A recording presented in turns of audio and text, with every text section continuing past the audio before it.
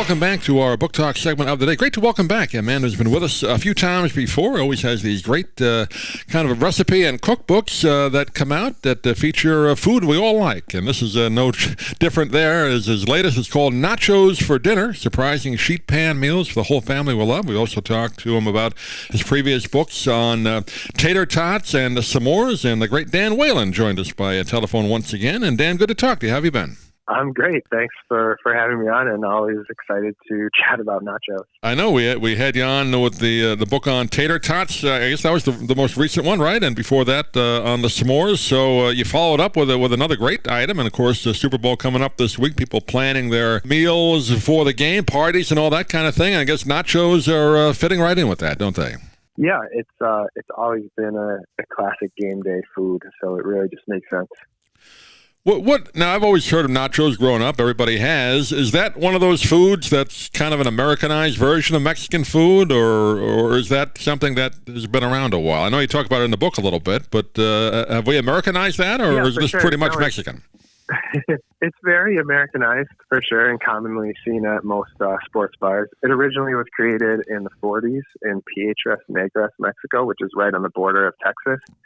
And it was created when some army wives went over and wanted to have a snack, and the restaurant was closed. And so the guy who was working there was like, I'll whip something up for you guys. His name was Ignacio Ayana, and he named it after himself, basically. Right. Nacho Special. And it took off from there. It really took off. And it spread across the country, especially in stadiums. A lot of the pumping cheese sauce that you just squirt out onto some chips. Yeah. Really got popular at a lot of baseball games. And yeah, now the version that we expect at sports bars is definitely Americanized. And actually, when I went to Mexico, I saw on a lot of menus they would have their nachos listed as nacho gringos. So you could get the Americanized nachos in Mexico, but they're basically gringo nachos. It's a relatively inexpensive type of meal too. So I mean that's probably one of the things that made it popular, other than the taste, right? I mean, it doesn't cost a lot to make a meal from nachos. Yeah, it's really really simple, and it was the first thing I ever learned how to make. We always had chips and cheese on hand as a kid. I would come home from school and throw it in the microwave. So, sure. I think that also helped it get popular for sure. Yeah. But what you've done, and this book has I guess close to 100 recipes, whatever is in there. There's just so many different varieties that I think a lot of people probably haven't thought of. There's a lot I hadn't thought of, and you break this one down again as your previous books into the appetizer kind of way of putting them together. You can also do sandwiches. You can make it into full meals and also into desserts. So you really have a full gamut here. Right. So because I wanted to focus on it being for dinner and kind of switch it from being more known as the appetizer to an actual whole meal, that's why I wanted to bring in the idea of what are classic sandwiches, what are classic dinners, what are classic salads and everything that people have, and then turn all those into nachos by breaking down what the ingredients are and then putting them on top of chips, basically. A lot of these involve, obviously, chicken and ground beef, of course, and different kind of vegetables and that kind of thing, even fish. You have one with tuna on there. How did you kind of just get into a test kitchen, Dan, like you do with the other ones, or how did you put these together? You got some great recipes. It's a lot of the stuff that it's just what I love, so I took what I love and put them on nachos. And like I mentioned, try to think about what people are eating for dinner and how to transform that into a nacho. Specifically, say a Cobb salad. Okay, well, we got chicken and avocado and hard-boiled eggs and blue cheese. So can I put that onto chips? Yeah, I can. And now it's Cobb salad nachos. Yeah, I guess the thing is, anything you put on the actual chip itself makes it a nacho meal. Now, the chip itself, I guess, you have a couple of chapters in the book about actually preparing chips, right? Or you can make your own, or I guess you can get some store-bought ones, but it's probably better if you make your own or at least add to the ones you buy, right? Yeah, I think making your own specifically makes them really nice and sturdy. And that means they can hold a lot of ingredients without getting soggy.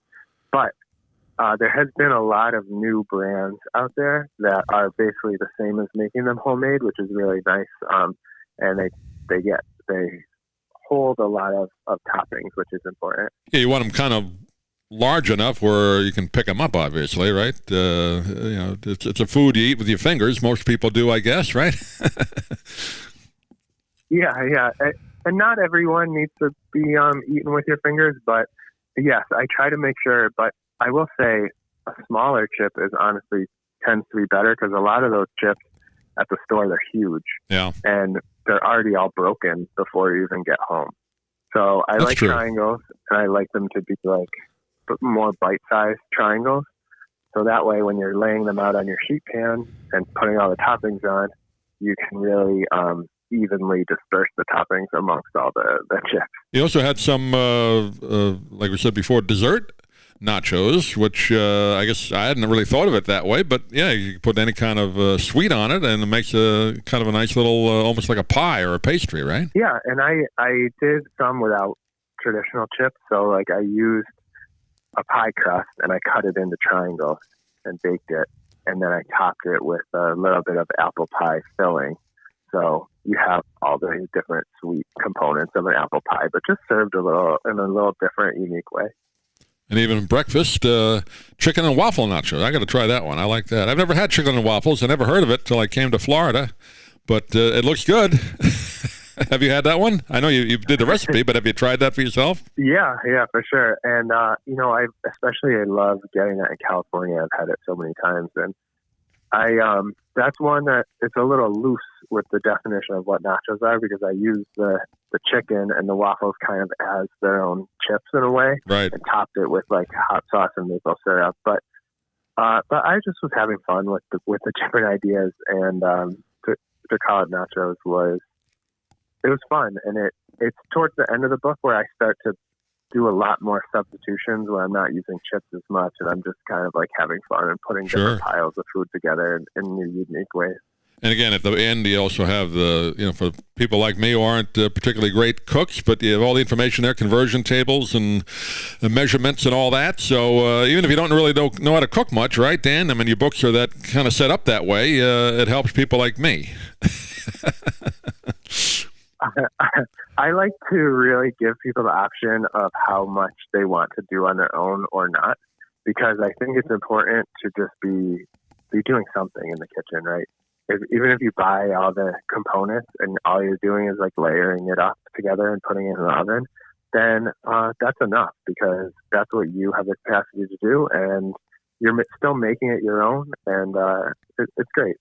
And it's also, we mentioned before, not a very expensive meal, but also easy to prepare and time-wise, right? I mean, 15 minutes, maybe 20 minutes at the top. You're not cooking for 4 or 5 hours to put these together. Right. A lot of them are definitely pretty approachable time-wise. And I use a lot of leftovers when I make nachos. Sure. Especially, like if I have chips and cheese on hand, I open the fridge, look what's around there, and just throw it on the chips and call it nachos. Yeah, great ideas and great recipes in the book. Again, it's called Nachos for Dinner, surprising sheet plan meals for the whole family. The whole family will love, and Dan Whalen has been our guest, and another one of his great books. I believe this is number 5 in this series. But Dan, once again, give out your website, if you will. People get more information about the book. Yeah, my website is thefoodinmybeard.com, and you can find me on social media at TFIMB, which is the initials, The Food in My Beard. Great. Yeah, I should have mentioned that before. The food blog is doing great, and I believe, according to the notes here, the video on your quesadilla bun burger is doing really well. 50 million views. That's envious of all of us who are on YouTube. That's pretty good. Dan, thanks for being with us. And eye-catching stuff. Yeah, well, I know you're working on another book soon, so we'll have you on when that's out, but thanks for being with us today. Thank you so much, and have a good one. I'm Stan Brock. 30 years ago, I formed Remote Area Medical to help people overseas. But then we found generations of families in America isolated by poverty from the health care they need. Together, we can take dental, vision, and medical help to 1 million adults and their kids, right here at home in the United States of America.